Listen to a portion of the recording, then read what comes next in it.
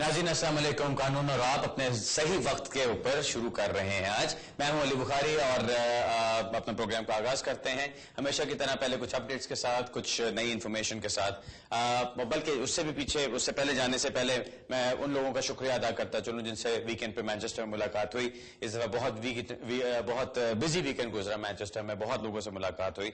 आप लोगों का आने का बहुत शुक्रिया। इंशाल्लाह नेक्स्ट टाइम जब मैं आऊंगा तो दोबारा पहले अनाउंसमेंट मैं कर दूंगा ताकि और लोगों से भी और दोस्तों से भी मुलाकात हो सके। एनीवे, अपने प्रोग्राम की तरफ चलते हैं। प्रोग्राम में जो पहली बात मैं कहना चाहता हूं, एक चीज जिसका हम काफी अरसे से जिक्र करते आए हैं और जिसका काफी अरसे से लोगों को शक भी था, शुबा भी था, और हमेशा ये बात होती थी कि ये प्रूव नहीं किया जा सकता कि हो रहा है कि नहीं, वो एक इंटरेस्टिंग खबर निकली है।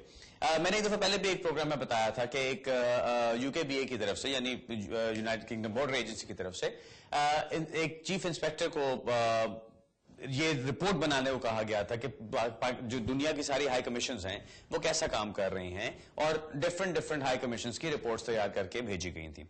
अब जो चीफ इंस्पेक्टर की रिपोर्ट आई है उसके अंदर पहले एक दफा बताया था कि उन्होंने कहा कि जी पाकिस्तान की जो हाई कमीशन, यानी ब्रिटिश हाई कमीशन पाकिस्तान जो काम कर रहे हैं, उनका दुनिया में तमाम हाई कमीशन से ज्यादा बुरा रिकॉर्ड था, और खास तौर पे पाकिस्तानी हाई कमीशन का, जो ब्रिटिश हाई कमीशन इन पाकिस्तान का सबसे बुरा हाल था। वहां पे डिसीजंस गलत हो रहे थे, कई दफा एविडेंस दिया जाता था फिर भी डिसीजन उनके खिलाफ होता था, कई दफा जिनको नहीं मिलना चाहिए उनको मिल जाते थे वीजे। सो बहुत हालात खराब थे।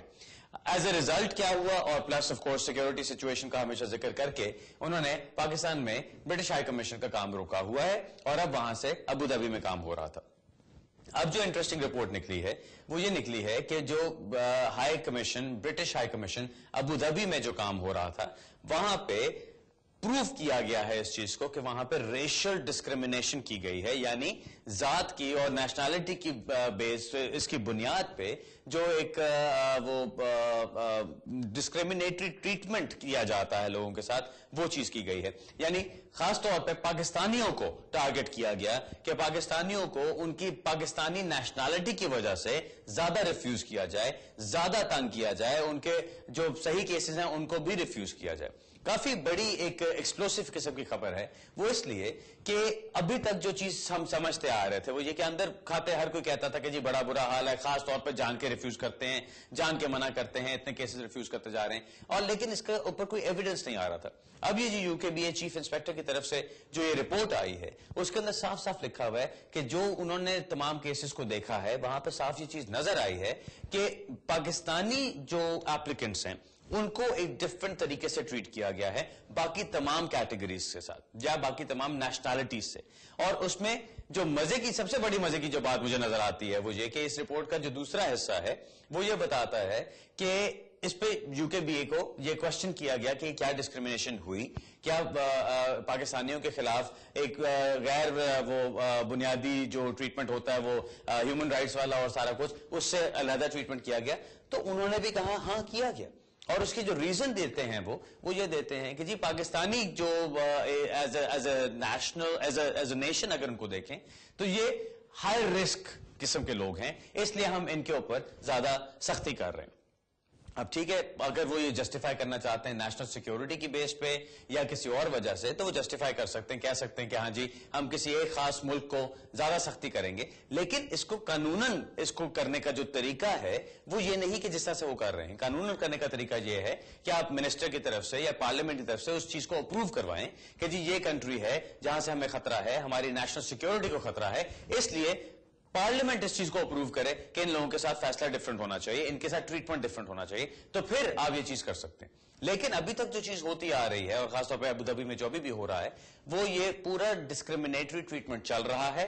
उनको बिल्कुल डिफरेंट तरीके से ट्रीट किया जा रहा है पाकिस्तानी क्लाइंट्स को या पाकिस्तानी एप्लीकेंट्स को कंपेयर टू बाकी तमाम नेशनैलिटीज की। और अफसोस की बात यह है कि ये चीज चल रही है आज की दुनिया में, in this day and as ये चीज चल रही है, और इसको पूछने वाला कोई नहीं है। अब होपफुली ये जो रिपोर्ट सामने आई है इसके बाद या तो होम ऑफिस की तरफ से कोई ना कोई कंसेशन आएगा या कोई ना कोई चेंजेस आएंगी, हो सकता है कोई पॉलिसी में चेंजेस आए, या फिर उनको सही तरह से जाके इमिग्रेशन रूल्स में चेंजेस करनी पड़ेंगी, जिसमें वो खास तौर पर कहें एक्सेप्ट नेशनल्स ऑफ पाकिस्तान باقی ساری دنیا کے لیے یہ قانون لاگو ہوتا ہے اور پاکستانیوں کے لیے یہ علیحدہ قانون لگا ہوتا ہے. اگر تو ایسا کریں تو پھر ٹھیک ہے, ہم قانون کی بالادستی کو مانتے ہیں, ہم اس کے اوپر چلیں گے. لیکن اگر ایسا نہیں کیا جاتا تو پھر یہ سراسر زیادتی ہے, سراسر غلط ہے اور انسانی حقوق کے خلاف بھی ہے کہ اگر اس طرح سے پاکستانیوں کو بالکل علیحدہ ٹریٹ کیا جائے. یا تو وہ کہیں کہ جی ہر ایک پاکستانی جو کہیں سے بھی اپلائی کر رہا ہے وہ غلط ہے, وہ ڈوجی ہے یا وہ خطرناک ہے یا وہ سیکیورٹی کا رسک ہے, یا تو وہ اس چیز کو پروف کریں کہ every single Pakistani is a risk. اگر تو یہ چیز پروف ہو جاتی ہے تو بات ختم ہوئی, ہم لوگ سارے کے سارے ملزم ہیں یا بلکہ مجرم ہیں. لیکن اگر یہ چیز پروف نہیں ہوتی تو ان کو کون حق دیتا ہے کہ ہم سب کو مجرم بنا دے اور ہم سب کو اس طرح سے ٹریٹ کیا جائے. سو ایک تھوڑا سا وہ ایک ایموشنل قسم کا اینگل بھی بنتا ہے اس کے اوپر, تھوڑا غصہ بھی آتا ہے اس چیز کے اوپر کہ ایسا کیوں ہے. لیکن کچھ ہماری اپنی قوم کی غلطیاں ہیں اور کچھ ان کی بھی غلطیاں ہیں کہ ہم اپنے اوپر بھی برا نام لے کر آتے ہیں, اور پھر جب 10 بندے برا کام کریں گے تو پھر جو بیچارے 4-5 نہیں بھی کر رہے ہوں گے وہ بھی اسی لپیٹ میں آ جاتے ہیں. اینی دوسرا کیس جس کے بارے میں ذکر کرنا چاہتا تھا وہ تھا چائلڈ ڈیپورٹیشن کے اوپر یا چائلڈ ڈیٹینشن کے اوپر. پچھلی گورنمنٹ آپ کو جیسا معلوم ہے بہت سارے لوگوں کو ریموو کرنے پہ تلی ہوئی تھی اور انہوں نے بہت سارے فیملیز کو ڈیٹین کرنا ان کے لیے بالکل آسان کام تھا, کوئی ان کے لیے مسئلہ نہیں تھا. ان کو ڈیٹین کرتے تھے فیملیز سمیت, اس کے بعد ان کی اپلیکیشن کی جاتی تھی, وکیل بیچارے بھاگتے پھرے ہوتے تھے کہ کس طرح جوڈیشل ریویو اپلیکیشن کی جائے, کسی طرح ریموول ڈائریکشنز کینسل کی جائیں. لیکن گورنمنٹ کی طرف سے جو ہو رہا تھا وہ یہ خاموشی سے بیٹھے رہو, اپلیکیشن کو وکیل کی آتی جواب بھی مت دو, ریموو کر دو, جو ہوگا بعد میں دیکھا جائے گا. سو یہ جو ڈسگریسفل قسم کا ایک شرمناک قسم کا جو ایک پروسیس انہوں نے چلایا ہوا تھا, اب وہ پروسیس ختم کیا گیا ہے. جب یہ نئی گورنمنٹ آئی ہے انہوں نے آ کے, اگر میں کہوں ایک کام اچھا کیا ہے تو وہ یہ کیا ہے کہ انہوں نے یہ چیز کہی ہے کہ جی بچوں کو ڈیٹین نہیں کیا جائے گا, اور ایک طرح سے بالکل آلموسٹ ختم کر دیا گیا اس چیز کو. صرف جو ایک ڈسٹنکشن آتی ہے بیچ میں, اب میں وہ بتانا چاہتا ہوں کیونکہ جن لوگوں کے پاس کوئی ریفیوزل لیٹرز آتے ہیں وہ اس چیز سے آگاہ ہوں گے اور وہ اس چیز کو جانتے ہوں گے جس کی بات میں کر رہا ہوں. جب آپ کو ریفیوزل لیٹر آتا ہے اس کے اندر آخری پیراگراف میں لکھا ہوتا ہے آپ کے پاس 7 دن کا ٹائم ہے, یہ فون نمبر ہے, اس نمبر پہ فون کریں, یہ آپ کی لوکل انفورسمنٹ ٹیم کا نمبر ہے, اور یہ ان کے ساتھ اپنے ٹریول پلانز ڈسکس کریں کہ آپ کس طرح واپس جا سکتے ہیں. ساتھ ہی ایک اور چیز لکھی ہوتی ہے کہ اگر آپ IOM سے مدد لینا چاہیں تو آپ جا سکتے ہیں ان کے تھرو, یا آپ کسی اور آرگنائزیشن سے مدد لینا چاہیں یا آپ خود والنٹریلی جانا چاہیں تو جا سکتے ہیں. ان چیزوں کو ایڈ کرنے کا جو مقصد ہے, جو ریزن ہے ان چیزوں کو ایڈ کرنے کا, وہ صرف اور صرف اتنا ہے کہ ابھی ایک جو نیا کیس آیا ہے, ابھی لٹرلی 11 جنوری کو یہ کیس آیا ہے جس میں یہ کہا گیا ہے کہ اگر آپ نے بچوں کو ڈیٹین کرنا ہے تو آپ صرف اور صرف تب کر سکتے ہیں اگر پہلے آپ نے پوری وارننگ دی ہے ان کو, اس فیملی کو جس کو آپ ڈیٹین کرنا چاہ رہے ہیں. کیونکہ وارننگ کا مطلب کیا, آپ ان کو کہہ رہے ہیں کہ آپ کا کیس یہاں پہ کوئی نہیں, آپ کی اپلیکیشن یہاں پہ کوئی نہیں, سب کچھ ختم ہو چکا, اب آپ کو واپس جانا ہے. اگر آپ والنٹریلی یعنی آپ اپنی مرضی سے خود چلے جاتے ہیں واپس تو اچھا ہے, ہم کوئی ایکشن نہیں لیں گے. لیکن اگر آپ اپنی مرضی سے واپس نہیں جاتے تو پھر ہم آپ کے خلاف ایکشن لیں گے اور آپ کو ڈیٹین بھی کیا جا سکتا ہے نکالنے کے لیے یہاں سے. سو اس کورٹ کی ججمنٹ کے اندر بھی جو چیز کہی گئی وہ یہ ہے کہ اگر کچھ بالکل آخری حربے کے طور پہ آپ ڈیٹین کرتے ہیں بچوں کو, اور وہ بھی بالکل ایک چھوٹی سے چھوٹی مدت کے لیے ہو, تو پھر بھی شاید آرگیو کیا جا سکے کہ یہ صحیح ہے. لیکن عام طور پہ اگر آپ کو کوئی اس قسم کی وارننگز نہیں دی گئی, اگر انہوں نے بہت کوشش نہیں کی کہ آپ کو کہیں کہ والنٹریلی خود چلے جائیں اور بہت ٹائم نہیں آپ کو دیا, تو پھر اگر آپ کو اور آپ کے بچوں کو ڈیٹین کیا جاتا ہے تو وہ قانون کے خلاف ہے اور گورنمنٹ کی اس پالیسی کے خلاف ہے جو اس وقت چل رہی ہے. سو یہ ایک طرح سے اچھی خبر سمجھ لیں, جو بھی سمجھ لیں. بہت سارے لوگ میرے پاس آتے ہیں گھبرائے ہوئے ہوتے ہیں, اپلیکیشن ریفیوز ہو گئی, سائن کرنے جانا ہے, خوف آ رہا ہے, ڈر لگ رہا ہے, کیسے کریں, کیسے جائیں. میں ان سے پوچھتا ہوں آپ کے ساتھ بچے ہیں؟ وہ کہتے ہیں ہاں جی ہیں. پھر میں کہتا ہوں آرام سے جائیے, کوئی فکر کی بات نہیں, کیونکہ اب جو گورنمنٹ کی پالیسی ہے وہ یہ کہ آپ بچوں کے ساتھ ڈیٹین نہیں کر سکتے. اگر خالی ماں باپ کو ڈیٹین کر لیں بچے اکیلے نہیں رہ سکتے. سو اس لیے ایسی کوئی گھبرانے والی, اس پہ فکر والی بات نہیں. اس کا مطلب یہ ہرگز نہیں, پلیز مجھے یہ مت سوچیے گا کہ میں یہ کہہ رہا ہوں ہاں جی بس بے فکر ہو جاؤ, کوئی پرابلم ہی نہیں, کسی کو ڈیٹین نہیں کیا جائے گا, ایسی بات نہیں ہے.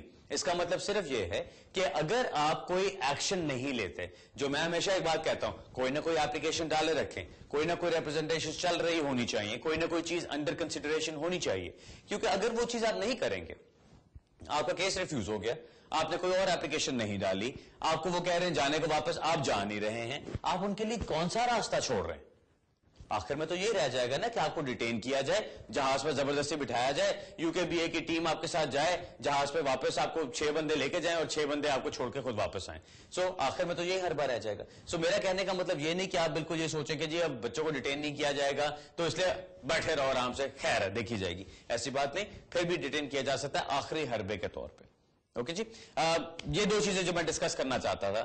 کچھ پرسنلی بھی میں ان کے بارے میں بہت اسٹرانگلی فیل کرتا ہوں, اس لیے میں اس کے بارے میں بات کرنا چاہتا تھا. اور دوسری چیز یہ کہ میں جانتا ہوں کہ بہت سارے لوگ, جو لوگ انٹری کلیئرنس کے لیے اپلائی کرتے ہیں, جن کے ہسبینڈز وائفز اپلائی کرتے ہیں وہاں سے اور ان کی اپلیکیشن ریفیوز کر دی جاتی ہیں, اور جو لوگ انتظار کر رہے ہوتے ہیں کہ اچھا کب ان کی اپیلیں لگیں گی, کب یہاں سے کورٹ فیصلہ کرے گا, ان لوگوں کے لیے یہ انٹرسٹ والی بات ہے کہ یہ چیز پروو ہو گئی ہے کہ وہاں پہ اتنی ڈسکریمنیشن ہوئی ہے. دوسری چیز یہ جو دوسرے کیس کے بارے میں نے بات کی, جن کے ساتھ بچے ہیں, جو اسائلم سیکرز ہیں, جن کا اسائلم ختم ہو چکا یا کسی اور وجہ سے وہ یہاں پہ اوور سٹے ہو چکے ہیں, یا ان کی کوئی اپلیکیشن ریفیوز کر دی گئی ہے اور ان کے ساتھ بچے ہیں, ہمیشہ ڈر رہے ہوتے ہیں کہ سائن کرنے جائیں گے تو بٹھا لیے جائیں گے. ایسی بات نہیں ہے. اگر آپ جاتے بھی ہیں وہاں پہ رپورٹ کرنے کے لیے جہاں پہ آپ کو بلایا جاتا ہے اور آپ کے ساتھ بچے ہوں تو آپ کو نہیں بٹھایا جائے گا انشاءاللہ. اوکے چلیں جی, اب اپنے سوال جواب کی طرف چلتے ہیں, اور میرا خیال ہے کافی کالرز آن لائن انتظار کر رہے ہیں. پہلی کال لیتے ہیں جی. ہیلو ہیلو جی. السلام علیکم. جی وعلیکم السلام. ذرا آپ کی آواز ہلکی آ رہی ہے, ایک سیکنڈ میں تھوڑی ایڈجسٹمنٹ کر لوں. جی اپنی فرینڈ کے بارے میں. ایک تو یہ کہ وہ 2002 میں آئی تھی یہاں پہ, اسائلم کیا تھا, اس کو ایک دفعہ 1 سال کا ویزا ملا تھا, پھر 3 سال کا اس کو ریفیوز کر دیا. رائٹ. تو ابھی اس نے لیگیسی میں کیس ڈالے, 2 بچے بھی ہے ساتھ میں. جی ابھی جو بڑا ہے وہ 21 کا ہو گیا, اور پہلے جب آیا تھا تو 15 کا, تو چھوٹا جو ہے ابھی 19 سال کا ہے. جی تو اس کو پھر سائن پہ بھی ڈال دیا تھا, تو سائن تو 2 مہینے ہو گئے بند ہو گیا ہے, مگر ابھی تک کوئی جواب نہیں آیا. اور دوسرا کوشچن یہ ہے کہ اس کا بیٹا جو ہے بڑا والا ابھی 21 کا جو ہو گیا, تو اپنے امی سے کہہ رہا تھا کہ میں جا رہا ہوں فرینڈ کے ساتھ لندن, اور وہ فرینڈ کے ساتھ وہاں چلا گیا, پیرس چلا گیا. پیرس چلا گیا, اسٹروک ہو گیا, تو اب وہ کیسے آئے گا یہاں پہ؟ پیرس کیسے پہنچ کیسے گیا جی؟ وہ یہ فرینڈ کے ساتھ گاڑی میں گیا تھا, پتہ نہیں ہے, فرانس تک پہنچ گیا, اب کہہ رہے کہ میں کیسے آؤں گا. اچھا چلیں, پہلی بات تو یہ کہ میں جو اسائلم کے وہ انہوں نے کیا لیگیسی میں کیا, میں اس کا صرف ان کو یہ بتا دیتا ہوں کہ انہوں نے لیگیسی میں obviously اپنی ریپرزنٹیشنز ڈالی ہوئی ہیں. ان کا اگر سائن کرنا بند ہو گیا ہے, اس کا ایک مطلب یہ ہو سکتا ہے کہ ان کا کیس لیگیسی میں اپروو کر دیا گیا ہے اور ان کو اسٹیٹس مل جائے گا. دوسری چیز یہ ہو سکتی ہے کہ ان کے کیس سے کوئی اور فیصلہ کر دیا گیا ہے جس کا ان کو ڈیسیجن لیٹر ملے گا بعد میں, لیکن وہ جب ملے گا وہ تبھی دیکھنا ہوگا کہ اس میں کیا انہوں نے چیز کہی ہے. جو آپ کا دوسرا سوال ہے کہ وہ بیٹا فرینڈ کے ساتھ گیا اور وہ پیرس پہنچ گیا اور اب وہ واپس نہیں آ سکتا, obviously وہ چیز سوچنا غلط کیا. وہ بچہ نہیں ہے, 21 سال کا آدمی ہوتا ہے اور ایڈلٹ کہلاتا ہے. اب وہ ایک ایڈلٹ ہے جو 21 سال کا ہے, جو اللیگلی فرانس پہنچ چکا ہوا ہے. اب وہ اگر یو کے واپس آنا چاہتا ہے, جب تک اس کے پاس ویزا نہیں ہوگا یا انٹری کلیئرنس نہیں ہوگی, وہ واپس یو کے نہیں آ سکتا. کیونکہ جب آپ ایک دفعہ یو کے کا بارڈر کراس کر لیتے ہیں, آپ کا کوئی اپلیکیشن پڑی ہو ہوم آفس میں, لیو ٹو ریمین اپلیکیشن, وہ آٹومیٹکلی وڈرا ہو جاتی ہے. سو اس کے لیے اب خطرے والی بات یہ ہے کہ اگر ہوم آفس کو پتا چلتا ہے کہ وہ یہاں پہ نہیں ہے اور اس کی مدر کو اور وہ فیملی کو سب کو لیگیسی میں اسٹیٹس مل بھی جاتا ہے, ہو سکتا ہے اس کے انڈیفینیٹلی کے پیپرز بھی آ جائیں ساتھ, بیکاز obviously وہ فیملی کے ساتھ ہے. جب ماں نے اپلائی کیا تھا تو اس کی عمر 15 سال تھی, سو وہ obviously کیس میں آتا ہے. لیکن اگر وہ یو کے سے باہر ہے تو اس کے واپس آنے میں بہت مشکل ہوگی, بیکاز سمپل بات یہی کہ اس کو ویزا اپلائی کرنا پڑے گا. تو اس میں پھر یہی ہو سکتا ہے کہ اگر اس کو لیگیسی میں مل جاتا ہے اور وہ پھر اپلائی کرے انٹری کلیئرنس کے لیے یا فیملی کو جوائن کرنے کے لیے اپلائی کرے. لیکن یہ بہت ہی غلط اس نے حرکت کی ہے کہ یو کے سے باہر نکل گیا. یہ اس کو پہلے سوچنا چاہیے تھا کہ واپس کیسے آنا ہے. اب آئی ایم شیور جب وہ گیا تھا تو اپنی طرف سے بڑی چلاکی کر کے گیا ہوگا کہ جی میں اس چلاکی سے جا رہا ہوں اور اسی چلاکی سے واپس آ جاؤں گا. 21 سال کا بچہ نہیں ہوتا, وہ آدمی ہوتا ہے. سو اس لیے میں تو یہی کہوں گا کہ جی اس کے لیے تھوڑی سی اب مشکل والی بات ہو گئی ہے. اگر آپ پوچھیں کہ جی وہ بس کس طرح سے آ سکتا ہے تو اس کا کوئی خاص جواب نہیں ہے. وہ صرف ویزا لے کر آ سکتا ہے, انٹری کلیئرنس اپلائی کرے گا وہاں سے, اور وہ بھی تب اپلائی کر سکتا ہے جب اس کے پاس فرینچ وہاں پہ کوئی پرمیشن ہو رہنے کی. اگر وہ نہیں ہوگی تو وہ وہاں پہ بھی اپلائی کرے گا تو اس کو ریفیوز کریں گے اور کہیں گے جی آپ واپس اپنے ملک چاہیے, پاکستان سے جا کے پھر آپ اپلائی کریں کسی بھی انٹری کلیئرنس کے لیے جس کے لیے آپ اپلائی کرنا چاہتے ہیں. اور وہ بھی آپ کے پیرنٹس کے ساتھ یا آپ کی مدر کے ساتھ کنیکٹڈ نہیں ہوگا, وہ آپ کا اکیلے کا ہوگا, بیکاز اب آپ 21 سال کے ہو چکے ہیں. اوکے جی, انفارچونیٹلی ڈیفیکلٹ سچویشن ہے, مشکل سچویشن ہے, اس میں میں آپ کو کوئی اور جواب نہیں دے سکتا. اگلا سوال لیتے ہیں جی.